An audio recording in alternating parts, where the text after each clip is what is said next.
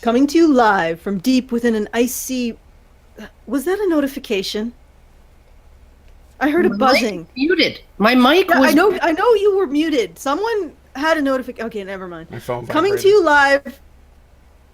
Someone's phone vibrate. It wasn't me. I'm not vibrating. Okay, coming to you live from deep within an icy radioactive Coming to you land. live You're the from survivors deep of the within an alt-right icy- apocalypse. Was that a notification? The few, the brave, the bitchy, once more wading into battle heard a against buzzing. the froggy Muted. hordes with Rantzerker 77. Emma Watson says men should thank feminism, or else. Or else. Or else. And there's gonna be a lot of clicking in this show, I think. A lot of clicking and buzzing for some unspecified reason. You know, I had a notification come in at that very moment, but my mic was muted, so I don't know how. No, somebody's vibrating in here. Oh, It's not me. But wasn't me. yeah, okay, well then let's just get stuck into this. I guess I could say some words that are words. Say no words. Say no words. Okay. Say your I'm not allowed to words. say any words. You have the best Okay, words. say my words. The tremendous. Best I'll word. tell you. Believe I'll me. do the best They're words. huge. It's They're gonna be huge. Just terrific. Like some really terrific words. Just terrific.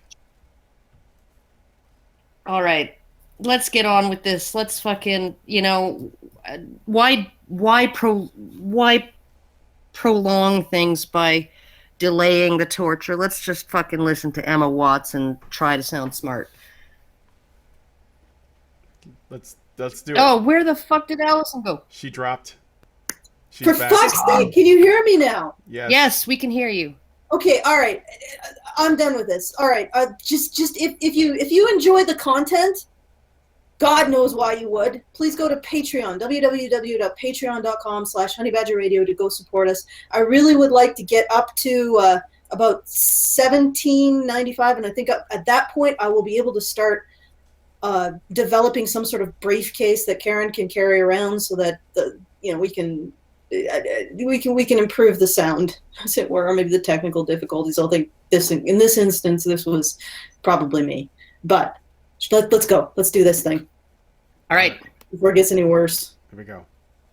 People know you for he for she. he for she. United Yes. United Nations. Wait, Allison, you gotta Wait. mute. Oh shit. Yeah, you're echoing. I'm gonna start Yeah, wait, over. don't start it. Yeah. There's something. My computer does Nation this solidarity. periodically. It doesn't want to send the sound through my mic, so I have to change everything. Just give me Okay. a second. All right. All right, so it's not even recognizing my mic today. Tremendous. Yes, indeed. Oh my God. Is it working now? I'll try. Yeah, it should be working. People know you for he for she, Yes. the United Okay, good. Nations solidarity movement, bringing men into feminism. What's the latest with that program? What can you tell us about where that is and your involvement with it? Hundreds of thousands of dupes and counting. Okay, wait a second. Isn't this all right? All right. Can I criticize this on a like a purely technical basis, which I have absolutely no platform what to do whatsoever. But is that supposed to be the hook? Like, because the first 10 seconds is supposed to be the hook. That didn't It's really. supposed to pull you in. It's supposed. It's supposed Did to it? pull you in, kicking and screaming, so that you have to continue watching. I love that she's on like an entertainment weekly show called Beyond Beautiful. She's not just beautiful; she's got substance. Okay. Wait. All right. Let me look at this. Beyond beautiful. So she's not. Oh yeah. Well, her substance is that she's also vulnerable. Her substance is that she has the same kind of substance as a puppy. Something like that. I don't know. They're trying. They're gonna ask her some like questions that might take some intellectual ability to answer, and we'll see what happens. Okay, let's find out. I'm excited. I feel like we've gotten the hook. We've got to the hook. Let's Okay. see how Emma Watson. Let's see what else Emma Watson has to offer the world besides. What I would really love to focus on is there's a lot of missing data in that we have about women and girls, and there's a lot of these Wait, gaps. wait. All right, stop. We have a lot of missing data. No. There's a lot of missing data that we have that About women and girls. by definition that it's not missing. If you have it, it's not missing. But on women and girls, like, because women and girls are not the most studied demographic in society, At least when it comes to victimization or any kind of vulnerability. or like difficulty or disadvantage, or It's almost like society likes it when women are damsels, when women need to be saved. It's almost like that, eh, Karen? you know, Almost. you might be going too far with that, Allison, but you know, probably not.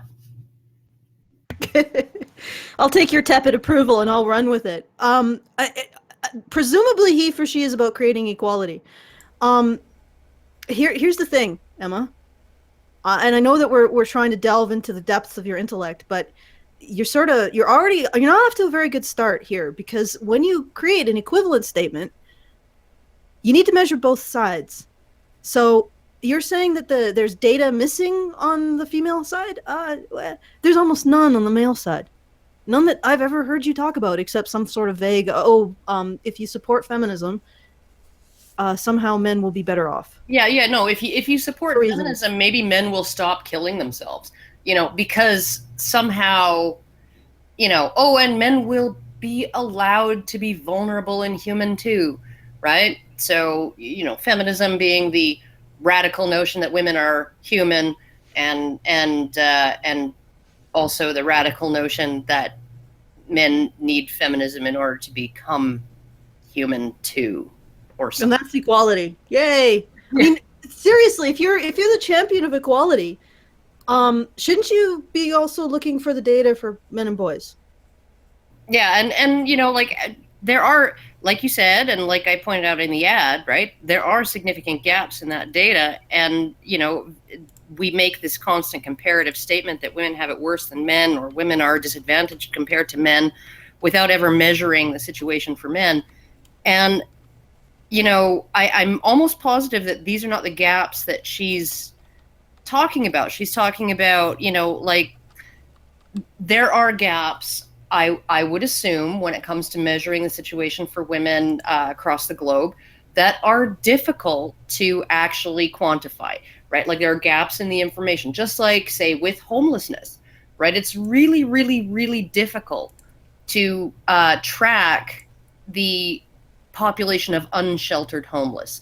And the reason why that is, like, there are lots of reasons why that is, because they don't have a fixed address. You don't necessarily know where to find them. They don't always have identification. You don't know whether you're double counting or you're missing people. Often they're not cooperative, and they don't want to talk to you, and they don't want to be counted, right? And so it's very difficult to actually accumulate accurate data on that particular population.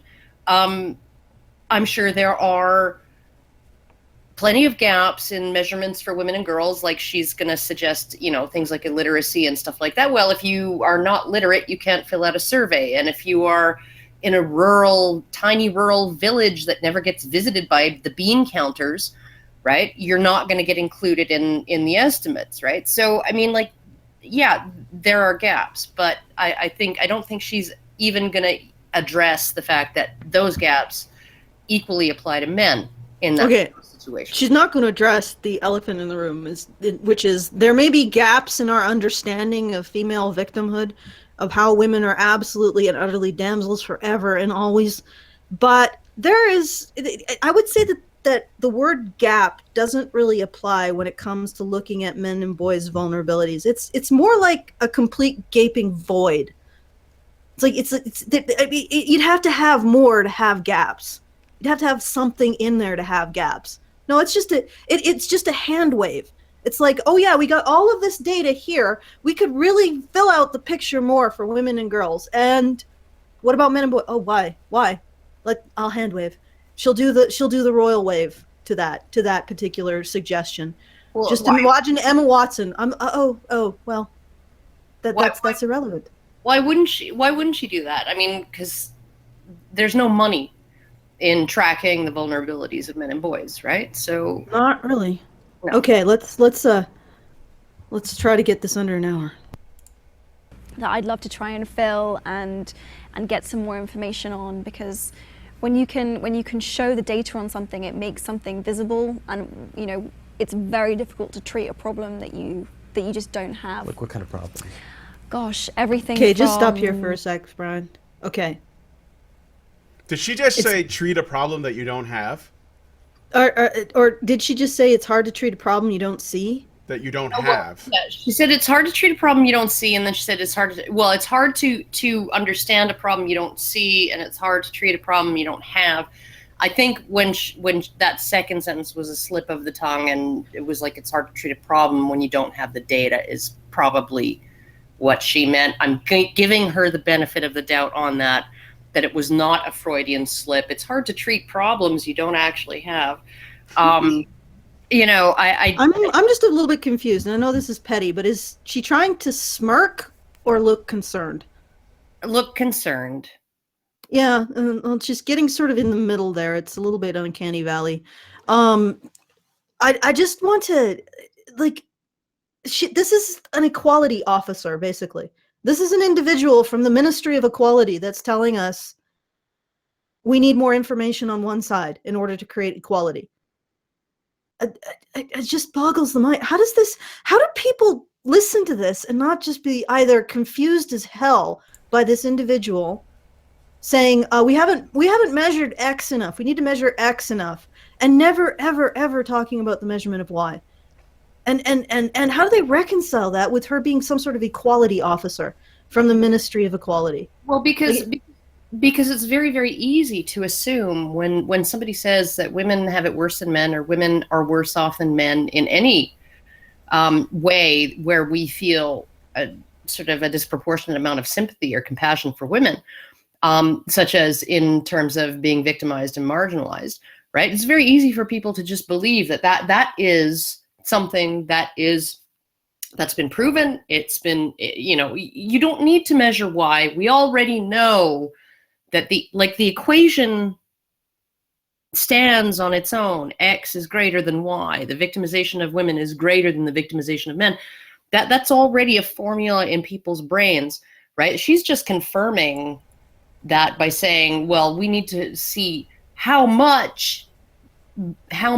bad women actually have it, right? We need a little bit more data to really determine how bad women have it and how to solve those problems, right? Based on that fundamental equation that everybody just takes as a given. And so, yeah, lots of people are going to say, yeah, no, that makes total sense to me, because they're not assessing it logically. They're assessing it through their emotions, and their emotions are telling them that, you know, violence against women is always wrong. Always, always, always, always, always, always, always, you know, and things like that. So, okay, just to put it out there, just to float it out there to the feminists who might be listening. If people uncritically accept your assertion that women have it worse, no matter what, you don't have to actually explain, yeah, I have measured X and Y, and I've come to this, I've developed this formula for how to compare the various different sufferings that men and women have, and I've been very comprehensive about both sides, and everything is clear and above board. If you don't see that, what is it that you're basing the logic on? Because you're not basing it on logic. You're not basing it on reason. You're not basing it on research. So what is it you're basing your automatic assumption that women have it worse on? Could it be because you think that women are weak, and weak people automatically already have it worse? And in that case, how can you complain?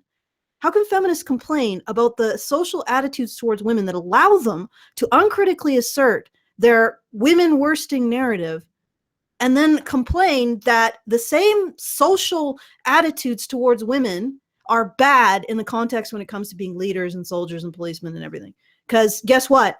If you want to enjoy the privilege of uncritically being able to assert that women have it worse, without anybody ever asking you to actually prove it logically or rationally in any context, if you want to have that, the flip side of that is that women are going to be seen as weak, and people are not going to want them in positions of leadership or in positions where they have to be saved by them. They're going to be like, nope. They're going to nope themselves right out of that, but for exactly the same reason that Emma Watson can sit there and not ever be challenged. That she is the minister of equality, and she doesn't look at any other side but one. It's the same principle that underlies both. Women and people perceive women as weak. Therefore, all that Emma Watson has to do to prove women's oppression is just give a completely non-contextualized list of their sufferings, and nobody ever says, well, what's going on with men? Because women are weak, so they obviously are always worse off than men. But at the same time, nobody wants a weak person for a leader. Yeah, but at the same time, she's saying, in her big speech at the UN, she said, well, men commit suicide. 4 out of 5 suicides are men. It's the leading cause of death in the UK for men ages 18 to 49 or something like that, right? And and she said that was a major problem and it needs to be addressed, and it does, and it is. But at the same time, she's essentially saying, in order to address this problem, we need men to rescue women, right? And you ever wonder whether the epidemic of male suicide is, it's exacerbated by that idea of putting women first, putting women before one's own putting women's emotional needs before one's own, in the terms of the expectations that are placed on men and all of those things, right? That somehow continuing to do what we're already doing is going to help these men that are suffering this epidemic because of the status quo, because of what we're doing, right? But just keep doing it, right? Do it more, sign the pledge, do it officially, right? Make a formal statement that you're doing it, and then all your problems will be solved. Like, I don't fucking... Well, it'll be because, and the other thing is that they also sort of shame the way men deal with their mental health, which of course will reduce their rate of mental health problems. It's generally a clusterfuck, and I think it's because they have this. Literally, I think it's because they have this unexamined assumption that women are weak, and they promote this propaganda that women are weak, because it goes both ways. If you're constantly promoting the idea that women are victimized, then you're also promoting the idea that women are weak. By definition. Well, and that women can't be leaders, women can't be in charge, women can't be trusted with leadership because they're weak. Yeah. No, the feminism promotes the very attitude that in one context it basically coasts on, in another context it complains about.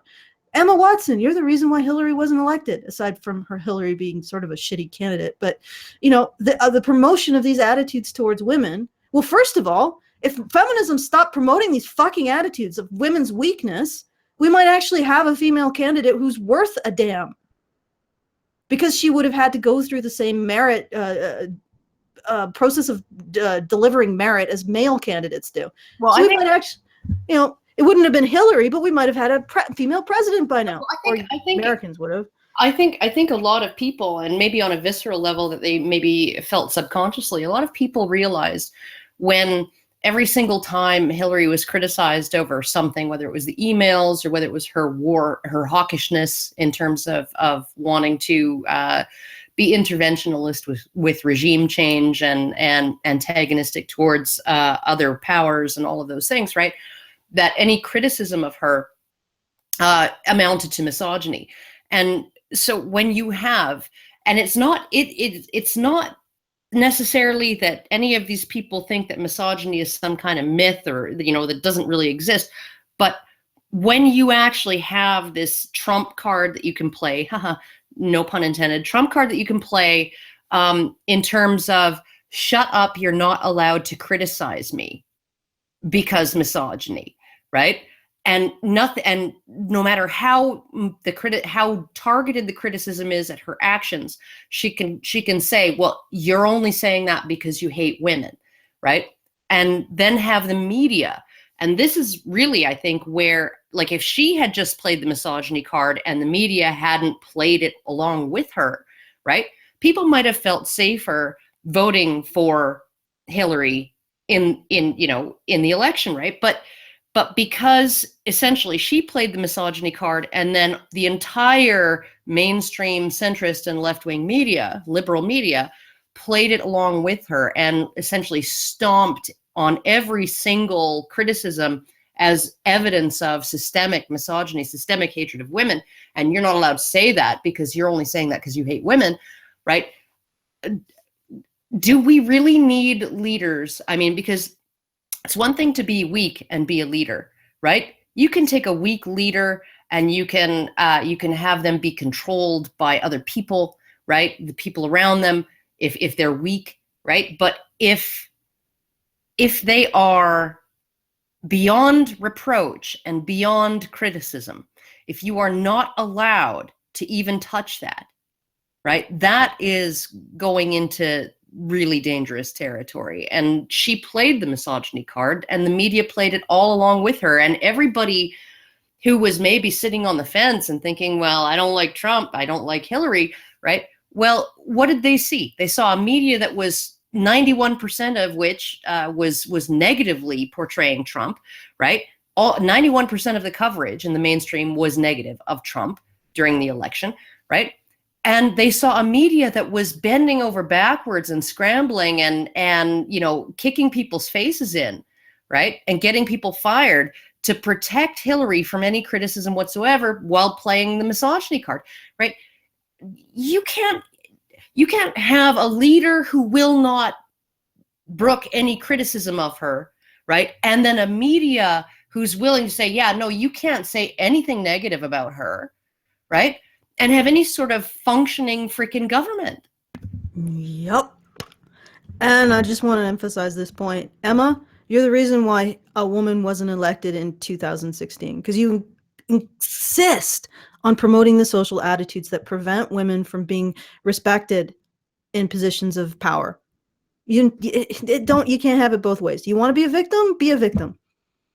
But don't expect anybody to respect you as in a position where you require strength. Let's hit it, Brian. Hit that button. Sexual violence to FGM to literacy rates to everything, really. Often because... Well, I'm convinced. Everything, really. I am totally convinced. Oh, sorry, keep going, Brian. I just had to put that out. Yeah, no, we can't measure things down to the very last individual who has been a victim of these things. So therefore, so much victimhood being wasted. We need more data. We just need more data. We need more data to know that FGM is a problem. We need more data to know that sexual violence is a problem. Like, no, we don't. We know that those things are problems. And if we were honest with each other and honest in our research, right, we would understand the problems a lot better. And regardless of knowing down to the very last woman whose clitoris had been hacked off, right, and whose hadn't, we would understand, we would be willing to freaking understand what are the cultural factors and the social psychological factors that actually make this continue to happen, right? So that's not about data. That's not about statistics. That's not about how many women globally are victims of female genital mutilation. That's about, let's try and understand what are the things that actually drive this, right? And nobody wants to look at that because the primary driver of female genital mutilation is norms that are decided by mothers and grandmothers, and decisions that are made by mothers and grandmothers, sometimes against the wishes of the men in the family. So okay. Thing really, often because we often don't measure a lot of things that happen within what we consider to be the private sphere. So this year I really want to focus on statistics and information and data Oh my God, she sounds so smart. Oh yeah, no, we don't focus on the things that happen within the private sphere, because if we did, we would know that it is grandma or mom who is making the decision to cut, baby Jenny's genitals. Well, I mean, more data is always good. I really don't think we need more data to convince people that women are victims. I think that this is something that people generally take for granted. But, let's I mean, the way I hear this is like, there's so much victimhood. There's so much victimhood. The Ministry of Equality. There's so much female victimhood. The Ministry of Equality could exploit, and it's being pushed, we just don't have the measurements. We don't have the way to get in there and mine out that female victimhood for us to exploit. So we need to improve that. But anyway, let's see what the man says. It's like the primary blind spot that guys have about this movement. About it's getting good. Feminism, about doing the right thing. Just what is it that we're not seeing? I think the word is really difficult because it seems to inherently suggest a preferential treatment of the feminine over the masculine because it has the feminine in the word, and I think that's a real oversight. And oh God, I got to quote Karen. We don't blame men. We just happen to name everything bad after men and everything good after women. Just so happened, and just the way our delicate little petals of our brains just floated downstream into that. Pure coincidence. Pure coincidence. Pure coincidence. All the bad things in the world are named after men, and all of the good things in the world are named after women. Can I point something out though? If women didn't like a name, men would change it, most likely. If women felt alienated, if they felt they did. Men have marginalized. changed lots of names. Men have changed fireman to firefighter, and policeman to police officer, and chairman to chair or chairperson, and councilman and alderman to alderperson and council person, right? They've changed all those things. The majority of the people who make those decisions have changed those words to please the most vocal women out there who said these words displease us. Yep. Sorry, I was chewing gum. That was pretty bad of me. And I didn't mute my microphone. Oh, fuck. That was all my fault. You guys can blame me in the comments, and I know you will. I didn't hear you chewing gum. Oh, really? Okay, well, let's just go with that story then. All right. So okay, so men have changed a whole bunch of words to suit women's preferences. And if men are upset by your word, Emma, maybe you should change it. I mean, considering how many words that men have changed, or people have changed, whatever, to suit you guys, maybe if men don't like the word feminism, like you guys don't like the word fireman, or man, period, to refer to women, I mean, how is it that they can make it a point of oppression to say, yeah, we don't like the fact that the gender-neutral term man also refers to women? But it's also a point of oppression that men don't want everything good in the world to explicitly, they would like to actually be part of that, and they like a little bit of that action, that the word that references everything good in the world excludes them. Well, and not just that, the word that represents everything bad in the world is inherently masculine. Yeah, maybe take a page from your own book, Emma. Change your fucking name if men don't like it. Men have changed a hell of a lot of words to suit you guys, and you have framed that as oppression, that those words didn't suit you. But what's this then? What's this multi-billion-dollar industry that's called this one word that's all about being everything good in the world and explicitly excludes men? I would feel uncomfortable with that. And it doesn't just explicitly exclude men. It explicitly names men as the perpetrators of everything bad in the world. Yeah, that sounds like a really, really shitty thing. And if there was a masculinism and they named everything bad after matriarchy, and incidentally, we very rarely use the term matriarchy on Honey Badger Radio, if ever. And I would probably feel uncomfortable with that, Emma. I would feel really uncomfortable with that. But, just don't have any self-reflection in this. And continue to do this. And continue to shame men who feel uncomfortable about being made the devil and being blamed for everything. And okay, let's find out what she. Okay, so we name men BLs a patriarchy. Yeah, we named men BLs a patriarchy. They seem a little uncomfortable with that. We named women, the god fem, wonderful everything good in the world ism, womenism, feminism. We named everything good after women, and men seem to be a little uncomfortable with that. Okay, so Emma, why is that unacceptable? Let's find out what she says. real oversight and a misunderstanding. Rather than just basic fairness. Rather than just gender, across, just gender equality across the board. This isn't girls are better than boys, boys are better than girls. This is just everyone deserves. And what you're saying is men have had men throughout all of history have been treated equally, but women have been treated unequally.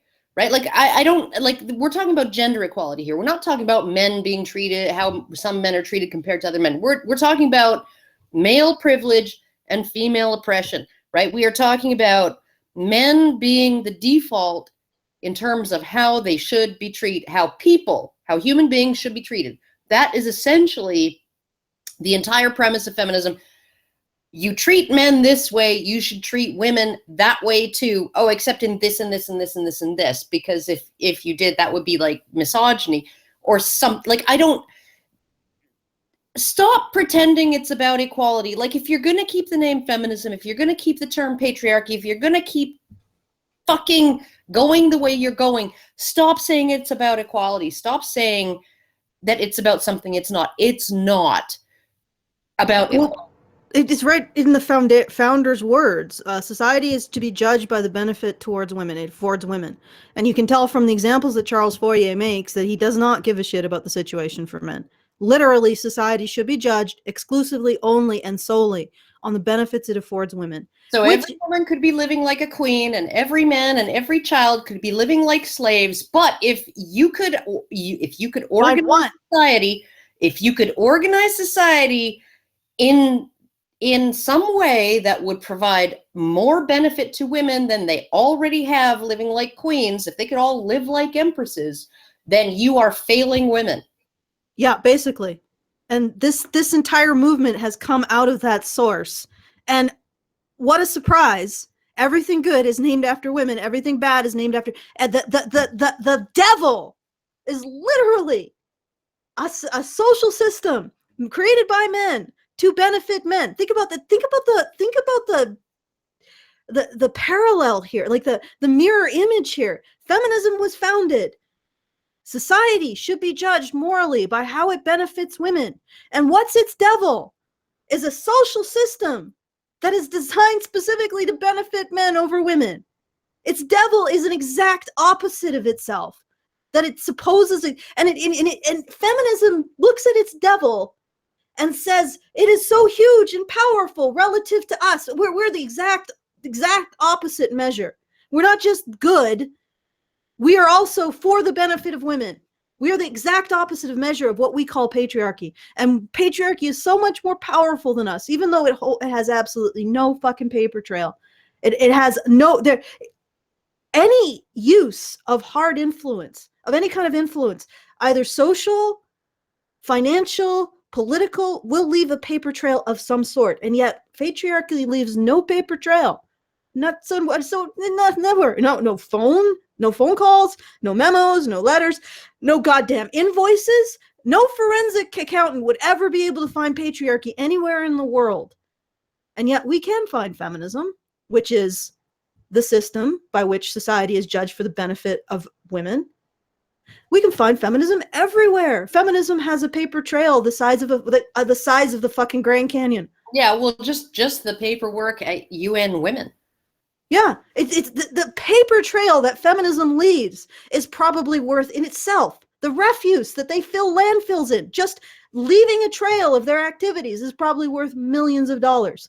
Just their garbage is worth millions of dollars. And yet they still keep turning around and pointing to this evil character known as patriarchy, this gigantic monolithic institution that there is absolutely no evidence of. There's no paper trail of. Huge paper trail for feminism, absolutely no paper trail for patriarchy. I'm starting to think that the patriarchy is like lizards from outer space. It's something, but it's obviously the great evil. And I just want to point out that her face has finally settled on smirk. I knew that was emerging. She's got the smirk on. Well, no matter what expression she has, her eyes seem like really not expressive at all. So maybe she's snorting too much coke. I don't know. Oh, well, who knows? But I mean, let's not cast dispersions on her drug use. But I'm just saying she looks a little smirky now. It's actually a little less uncanny valley. It looks like she's settled on I'm going to smirk about this. Okay, continue, Brian. At whatever it is. I think also because a lot of prejudice and certainly misogyny is so normalized, it's like it's right under people's noses. So when you raise it, there's kind of like well, we've dealt with that. Women got the vote ages ago. Like, this isn't a thing. And then when you start to kind of unravel it for people, they go, oh, I didn't think about that, or I didn't think about this. And if I were to say I was a feminist, it would be a personal attack on you as a man. Okay, so just stop. Yeah, if you would say, you know what? I know that you're a black person, but the fact that I name everything good in the world after white people isn't a personal attack on you. And the fact that I name everything bad in the world after black people is not a personal attack on you. I mean, it's an attack on your race, but not a personal attack on you specifically. And if you get upset about it, you're just demonstrating the systemic, society-wide hostility and prejudice against whites. Yeah, look at the framing here. Feminism is judging society by how it benefits women. And misogyny is any questioning of feminism. So any questioning and saying, hey, maybe society should benefit people other than women? Can that be a thing? That's misogyny. Any questioning of that is misogyny. This is the framing. Any questioning that society should be created for the benefit of white people is racism against white people. Well, and you know what? This is what she's constructing. No, and she's taking the same tack that Rebecca Watson did, and that Anita Sarkeesian has, in the sense of, misogyny is all around us. It's there, and but people have to be educated in how to see it, right? In how to notice it, and it's like, so you can literally have books on the shelves in your kids' school called, school library, called Boys Are Stupid, Throw Rocks at Them. That's not a problem. But, if you sort of make this bizarre, convoluted case for why women getting custody of their kids almost always when they request it, right? That's actually based on misogynistic assumptions about the role of women. That totally, once you point it out, it makes total sense. Once you make the case for it, once you go through all of the gymnastics that are required to explain how a woman getting exactly what she fucking wants and a man being excluded from the lives of his children against his protests by a social and legal institution, right? How that's actually prejudice against women. Once you make that case, people can see it. Once you actually explain it to them, like it should be explained. Yeah, it's like you're pushing this rock down a hill that totally doesn't exist, according to Emma Watson. Because the explanations that feminists use to explain all of the shit that they see that nobody else sees, except are so convoluted and bizarre. They're not logical. They only exist because they aren't subject to any kind of logical rigor, like the evolution of ideas. But I wanted to point something out here. When you talked about throw rock, boys are stupid, throw rocks at them. That's not, misandry is not real, so that's not bad, but complaining about it is. And what's interesting is that what she refers to as misogyny maps exactly to anyone saying, hey, wait a second, men are half the human race. Shouldn't society also be judged by benefiting them? Like, aren't they part of the equation? That's what she terms misogyny, and it maps perfectly to the idea that feminism is judging society by the benefit of women, and then the evil in society is judging society by the benefit of men. Any situation where you say, hey, but what about the situation? What about men? Don't they get a say? Don't they get to be brought into? She will call misogyny. Any situation, and that maps perfectly Yeah. to this, and it's supremacist. Yeah, And no. she can't see that. Yeah, no, and it dovetails beautifully with, that sort of that statement that used to be ubiquitous like 7 or 8 years ago. Oh noes, what about the men's, right? Or sorry, I hurt your man feels or whatever, right? Beard tears and all of those things, right? Like, yeah, why should we care? Why should we care about you? Oh, boo hoo, man, baby, right? But then they pay some kind of pathetic lip service to, oh, suicide's the leading cause of death for, men from their teens to their 40s. Yeah, honestly, if you don't care, just say it. Like I can live with that. I can live with the fact that you don't care about the situation for men, that you don't fucking care. But what I can't stand is this idea that you're just essentially dangling like a freaking sausage or a begging strip in front of these men and saying, "Oh, if you just I'll give you this treat that is my superficial expression of caring about your issues, right? As long as you obey my every command." That's really all this he for she bullshit. Well, yeah, and it's predicated on this idea that society always be structured in order to benefit women, which is the foundational principle of feminism. You're not going to get away from it. The foundational principle of feminism is supremacy, and every act that feminism has engaged in has been supremacy, not equality, supremacy. And they keep hiding behind. Let me finish. They keep hiding behind the dictionary definition of equality. It's like they've latched onto this word. And nobody can conceive of the idea that people who say, oh, yes, I embody this trait may not actually do so. It's like we live in a world that all the Ministry of Truth has to do is put up a sign that says we are truth, and everybody fucking agrees with them or believes them. The Ministry of Love, we are love. Oh, yeah, of course. That there could be no other reason. There could be no other possible way. Feminism is equality. We just have to agree with them because they assert this shit. We don't look at their behavior. We don't look at their fucking founder who explicitly said this is about benefiting women. I don't give a shit about men. And we don't have to look at every single act that they've done, which has been supremacy. We don't no. Feminism is about equality. And the Ministry of Love, the Ministry of Peace is really about peace, not war. The Ministry of Truth is really about truth, not lies. The Ministry of equality is really about equality and not women, and not supremacy. Just uncritically just believe this shit. No, well, you know what? I'm done with that.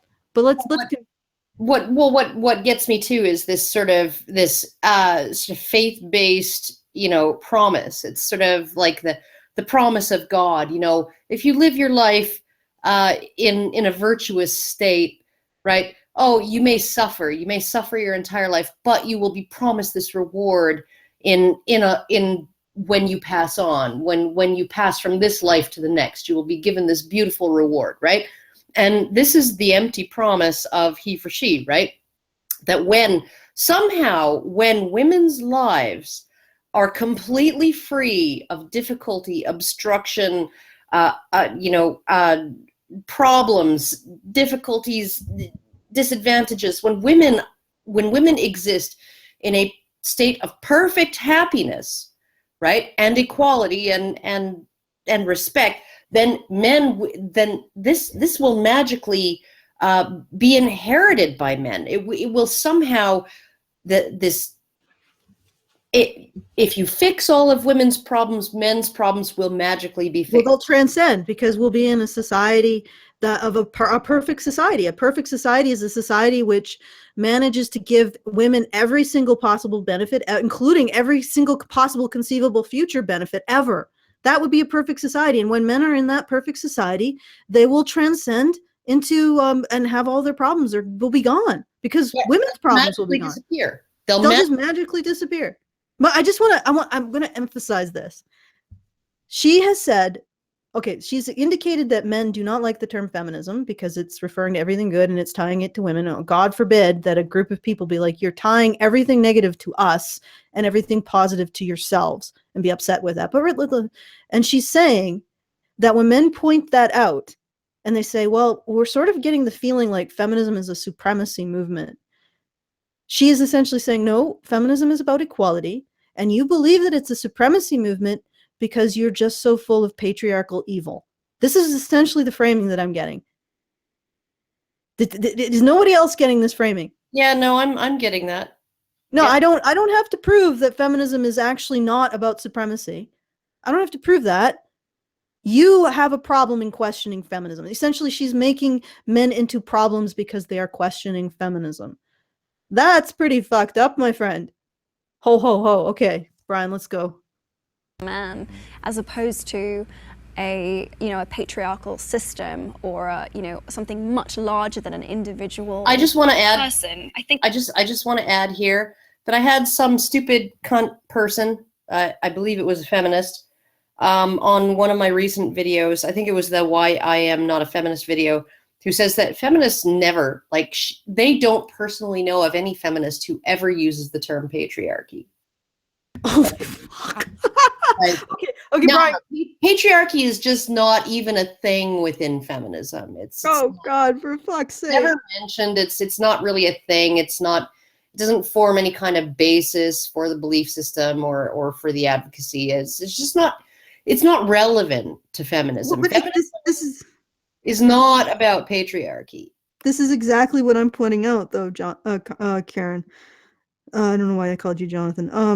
Okay, she is essentially saying that feminism is this thing, and any criticism or deviation from believing that feminism is this thing is actually patriarchy. Can you go back a bit, Brian? Let's get her full thought to make sure that we're not distorting it.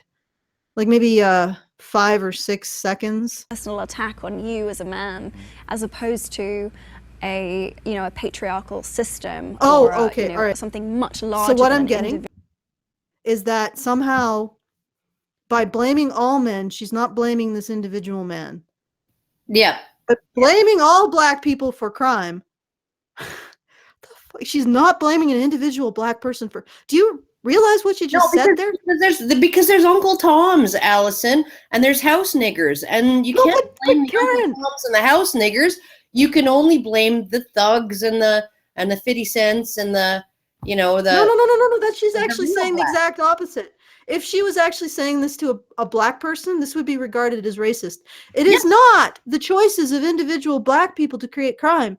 It is the responsibility of blackness itself that creates crime. Yeah. Do you fucking realize what you just fucking said, Emma? And then you turn around and say your movement isn't a supremacy movement? Oh. It's not individual men who create crime. It's just the collective choices of all men. Therefore, all men have a share of a small amount of guilt, if not all of the guilt for crime everywhere. You have just made, if you made that statement to black people, you would be rightly called out for being a fucking bigot. But somehow, when you make the statement that it's not individual men who are responsible, but all men, in some sort of collective guilt, somehow when you direct it at men, everybody their brains just fall out of their head and they're like, yeah, you're right. That makes it so much better. It's not me as an individual that makes me bad. It's my penis. It's my black skin. Oh, that makes it better. That makes it so much better, Emma Watson. Yeah. Oh, for fuck's sake. Sorry, Brian. Continue. Individual person. I think also men think that they can't be feminists. That's a big misunderstanding. Some of the best feminists I know are men. Why do you think they feel they can't? Like that's not masculine if you're a feminist? Yeah, that it's not masculine if you're feminist, that only women can be feminists because it's about, again, it comes back down to that misunderstanding of... To the word. Okay, gotta stop it. Yeah. Gotta stop it, Brian. Because of the the fucking copyright. Yeah, no, it's just a big misunderstanding. It's just, you're just not understanding what I'm saying. I'm saying X. I said X, and you said that I said X, but you're just not understanding that what I'm really saying is X. I'm really saying whatever is most advantageous to me in the moment. I just want to deal with the feminist men are not masculine thing. There needs to be a little, we need to pull out some stuff from masculine, because women can be independent, self-directing, not servile. You know, these are aspects of being an adult, gender neutral adult. What they're saying that feminist men are, and they probably use the term not masculine, but what they're saying is that they're obsequious, slave-minded, and the truth is that they tend to fall into two camps, and both camps are a little bit slightly, you know, off-putting to people, to some people, many people. The one is the obsequious, servile ass kisser, and nobody likes that. It's not feminine or masculine. They just don't like that. Men can be like that. Women can be like that. Both men and women generally are disliked when they're like that. And then there's the kind that's sort of actually quite hyper masculine, who's drawn into this feeling of being the big dick, the one good man with the harem of women. No, the recent Russian Deadpool challenge to Bering, come at me, bro, come at me, right? You gonna pick on a woman? Oh yeah, no, you pick on someone who can take you on, Bering. Come at me, bro. Come at me, bro. Come at me, bro. Yeah. Oh God. But so there's sort of two camps. Masculinity. That's, you know, like there is a certain healthiness, you know, involved in being strong, being confident, understanding that you have the ability to help others and those kinds of things. Those are all healthy things, and those are all wonderful things. But when you have this sort of exaggerated chest beating and you know, the hyper exaggerated sort of come at me because you picked on a woman, and you shouldn't pick on a woman, you should pick on a man like me, I could take you on, blah, blah. Yeah, and you don't see the arrogance, the hypermasculinity in that feminist male posturing. Like there is those two camps. And to be honest, they're both unpleasant. So I would say actually, no, I think there's a third camp. Third camp? A third camp. There is the third camp. Want women to shut up? No, the third camp of feminist men are the Hugo Schweitzers of the world, who are essentially looking for absolution from their individual choices and their individual failings. Oh, I fucked my female students, sure, you know, but that wasn't me. That was masculinity, right? It was patriarchy. It was patriarchy that did it. It wasn't me. It wasn't my choices. Society, you know, made me behave this way because that's how men are supposed to behave. And, you know, in a patriarchal system, you know, we're all just robots following orders or some shit, right? Like Kyle Payne, who was arrested and convicted of, his job was to go around to university campuses and give lectures similar to the Jackson Katz ones called She Fears You, about sexual assault and consent and all kinds of stuff to university age men, and you know, raise awareness of the sexual assault epidemic on US campuses. That was his job, right? And then he was convicted of sexually assaulting a passed out co-ed and taking pictures of it, right? Like I think that some of the men who are attracted to feminism are looking to offload individual responsibility for their bad actions, in, you know, and the narrative of toxic masculinity and patriarchy allows them to do that. Yep, that's great. Feminism, thank you. You've made it so that good men who are decent sorts have to share collective guilt with assholes, and then you've given the assholes excuses. Thank you. Oh, fuck, I feel so much better that feminism is looking out for my interests as a woman. Jesus fucking Christ. But okay, all right. Just one last thing on this point. Feminism brings out the worst in men and women, and this female vulnerability, this fetishization of female vulnerability. And feminism is not the first group of women or men to create a fucking ideology around fetishizing women vulnerabilities or social attitudes and shit around feminine. There's plenty of others. But they bring out the worst. They bring out the most god-awful, hyper-masculine, dick-swinging posturing from some men. They bring out the most, I don't even want to call it effeminate, but just slimy, obsequious ass-kissing from some men. And then they bring out the most, I don't want to have to take responsibility for what I do with my dick from some men. So it's not really that people think that feminism makes men feminine. It just makes them worse, or it brings out the worst, and it allows them to not take personal responsibility for their actions, or it allows them to engage in this icky, just sniveling, servile quality. Or it allows them to it allows them to posture. Spreads out the blame. Yeah, it spreads out the blame, or it gives them some men another way to posture and make women feel like what is this? Come at me, bro. I'm a man. I can take it. The women's they're so delicate and weak and fragile, and I'm gonna be their big protector. The fuck? God, can't we just be humans? All right, go ahead, Brian. Thank you for all your so work. I can't touch that. That's I like to joke about the man box, which is like you can only be a man if you fulfill these certain qualities and you stay within this. this like saving square. women. He for she. Emma. Yeah, Like, I know. Okay, I talk about the man box, but I've just explained how men aren't. They're the box that I want to place men in. I don't like the man box because I've got a competing box that I want to place men in. Pretty much. Okay, keep going, Brian. Of like, you're in your man box and you're safe in the man box, and something for some men about going near feminism is a step out of the man box. Because they know it's just so fragile. It's just It is going to fall fragile, apart. I know. It's going to fall apart. They need to hold that that box. identity. Oh my god, this masculinity is so fragile bullshit. Oh my fucking god. Okay, listen, Mr. Cardigan Sweater. Yeah, maybe your masculinity is fragile, but not everybody's masculinity is fragile. So stop projecting your own insecurities onto other men. Please, please, oh please, please, please.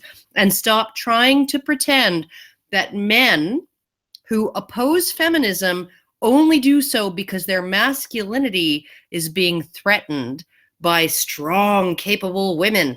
Because that's not why the majority of the men who vocally oppose feminism do it. I just want to point something out. If you're going to define men in terms of how they benefit women, and I'm sorry, Emma, he for she fits very, very, very, very squarely in the category of defining men morally by their benefit to women. If you're going to define men in terms of a service identity, that identity by definition has to be fragile, because at any moment men can lose it. Otherwise, how do you use that identity to motivate them? I think that if you actually were in a world where men did not have a service identity and their masculinity was robust, I think we would be living in a very different world. And I don't think you would be on that chair talking to anyone. I think you would probably be serving up hash and making fries, Emma. Robust. And you know what? You know what? You'd be more useful. You would be more useful, and you would be doing a more honest job if you were a fry cook. And that is what you would be. Like me. Yep. If masculinity really was robust and it wasn't based on this fragile, if you have a service identity, you constantly have to serve to earn your identity. That is the definition of having a fragile identity. But he for she is exactly that idea that men must serve in order to earn an identity. And that means that masculinity has to be fragile. So why you would mock men for being what you want them to, well, what the fuck? It's a supremacy movement. Of course she's going to mock men for being what she wants them to be. What she needs them to be. What she needs them to be. Of course she's going to do that because it's a dishonest supremacy movement. But I don't think you'd like the world. Or maybe you would. Maybe the Emma Watson in a world where masculinity is robust, where masculinity isn't contingent on women's approval, or at least is reduced in that quality, where masculinity is something that we say, you know what? You've gone through puberty. You have now attained an adult level of serum testosterone.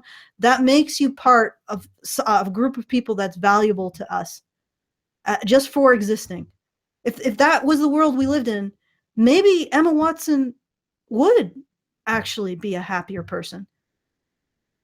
Maybe she would be, because she wouldn't have half of her brain sitting on the floor marinating in some victimhood identity. There would be no benefit to it, because men, she wouldn't be vomiting out her vulnerabilities, and men wouldn't be picking through the chunks, the warm chunks of enzyme drenched fucking, I don't know what she eats, supermodel popcorn, whatever the fuck they feed women like her, and they wouldn't be picking through the chunks to find something that they could use to hold up. Oh my God, it's Emma Watson's vulnerability vomit. I'm a person now. I'm a real person. I can serve this. Yeah, I can be a man. I mean, like I know that the UN is kind of in a between a rock and a hard place when it comes to things like this, because they want to make these initiatives where they, essentially say, here's our spokesperson, and there's somebody that you recognize. Everybody recognizes this person, right? At the same time, they have that means that they have to choose a rich and famous multi-millionairess, right, in order to fill that role, and that person is completely divorced from the, and I think honestly we need to address the ability of somebody in Emma Watson's position to even begin to understand the concerns of regular women.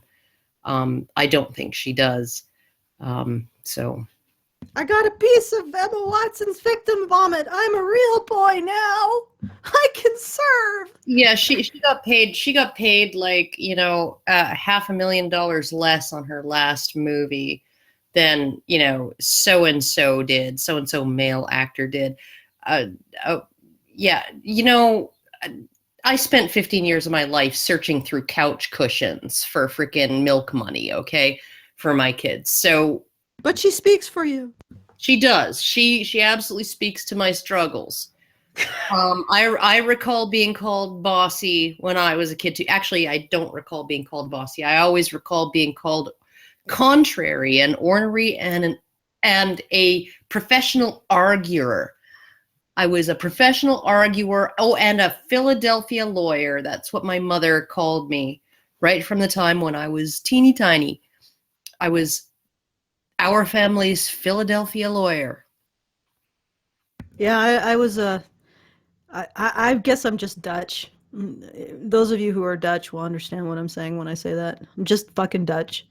It's impossible for me to not say what I'm thinking. I have managed it sometimes. It's extremely painful. Usually I end up bleeding from some orifice after I do that. It's extremely difficult. Oh I don't my like to do it. God, Allison, the misogyny. Are you talking about vaginas? No, I'm not talking. What? Oh. Yeah, no, but Trump, blood was coming out of her nose and her ears and her whatever. What the fuck? Don't you remember? He took flack for that. It was what's her name, Megyn Kelly, right? And he was like, she was so mad. There was blood coming out of her eyes and her ears and her whatever. And everybody's like, oh my God, he made reference to Megyn Kelly's vagina. He's a misogynist. She was on her period. Okay. All right. Let's move on. Yeah, let's move on. Identity structure, definitely, and I really sense that. And also, no one likes to feel they feel that there's blame attached to that word, and I think that's very difficult. You think? Oh my fucking God, there's blame attached. Hey guys, there's no blame attached to feminism. No blame attached to the word patriarchy. Patriarchy. Jesus Christ. Oh my God. Oh, okay. All right. Do we have any final words for this? I think we've beaten this to death. Okay, well, you know, I do want to say that, you know, I was quite heartened by some recent headlines about Emma Watson, that she, you know, the backlash over he for she was so strong, so intense, that she couldn't even get out of bed for, you know, a couple of days. She was so despondent over it. And but then when I read a little further, none of the backlash that she was talking about was coming from the men who were like, what the fuck is this shit? Right? It was actually coming from Black women and, you know, intersectional feminists. And, you know, they were essentially saying, what the fuck is some rich, white, cis hetero woman, privileged woman doing, you know, deigning to speak for, you know, the global sisterhood. And she just has no freaking idea what, you know, regular women go through and all of this other shit, right? So it was really, you know, the backlash that she cares to even notice, right, is the backlash that comes from women. You are not serving women the way certain women desire to be served, with you as their spokesperson, right? She didn't address any of the backlash in terms of men. Actually, this is the first time I've heard her essentially even address any kind of backlash or reluctance on the part of men to embrace her movement, and that would be the man box and the fragile male ego, which is completely fucking retarded. But it just, so I don't know. I just wanted to say that that it's not like, I object to Emma Watson. I object to he for she. I object to it on multiple grounds. One of those grounds is that it does blame men, right? It blames men as a collective group, but holds them individually responsible to do something about it. And then on top of that, it does not speak for, and I think that this is one of the criticisms that other feminists have justifiably leveled against her, that she has no fucking clue what it's like to be an ordinary woman, right? And so I think, like, it's just such a freaking, like, if I had been her and the UN had said to me, I want you to, you know, spearhead this program. We want you to be our spokesperson for, you know, our goodwill ambassador for women's rights. You know, I would not have touched that with a 10-foot pole. Okay. I just had an idea. You know what would be much more fun than all this feminist bullshit? Okay. What they should do is they should hold some sort of fight competition. For the woman who should be the voice of all women across the world. Pillow wrestling. Yeah, just do that. And the woman who wins can be exactly as vapid as this. And we'll just ignore her. But we can make a really cool crown. And you know, but I think honestly, if you actually put two women or a whole bunch of women and just, like, you know, narrowed it down to, like, the one that takes everyone, right? Like, you know, wins the whole tournament, right? Mm-hmm. Okay. And you actually made it be something based on physical strength, the determination to play through the pain, right? All of those sort of things that we deal with, you know, sort of masculine sports, right? I think you would actually, you'd have a better chance of having somebody who was grounded in reality. Yeah, I guess you're right. I mean, if we did it that way instead of some sort of beauty contest or a victim off, like a victim off, that would be. Yeah, no. It should absolutely be like, you know, like freaking two women enter, one woman leaves, all the way up until all the challengers are eliminated, and then there's one who fucking played through the pain and you know, like, you know, just defied all the odds and came out on top and smushed that other woman's fucking face into the mud or the jello or whatever and held it down for long enough for her to tap out. I think maybe you would actually find somebody who had some strength of character. Something worth saying. Yeah. Or grunting, whatever. No, I think it would be an improvement over our current system. And it would be fun to watch, I'd imagine. A lot of fun to watch. A lot more fun than this, whatever this was. Why is this beyond beauty? It was beyond beauty. Beyond beauty. Oh, okay. Well, that convinced me. All right. So we're at the end now. I'm just going to inform those people who are our patrons that our after show topic, along with our salted peanuts, which can be found in the front comment, is talking. It's an InfoWars article that discusses comments being more influential than the actual articles that they are on. And it's a really interesting, it's an interesting thing because apparently things like this, like what we're doing right now, very much has a bigger influence on how you perceive Emma Watson than the original video. Isn't that interesting? That listening to Honey Badger Radio can actually annihilate her influence. I mean, right now it's only annihilating her influence for about 600 people, but that's 600 people who would otherwise might have had more of a positive attitude towards Emma Watson and what she has to say. I mean, because her as a person, we don't really know her as a person. We wish the best for her, Emma Watson as a person. But in terms of what she's spouting out of her mouth hole, you have a much more negative or opinion of it, having listened to our commentary, than you would have had otherwise. And consider that. Consider that us talking back to these people actually changes how they're perceived. Quite honestly, we cannot let the Emma Watsons of the world have the last say in gender. And that's why we're here doing what we do. And that's why we always do this at the end. If you like what we do and you want to make sure that Emma Watson isn't the final word in gender and the people who talk like her aren't the final word in gender, please support us in the work that we do.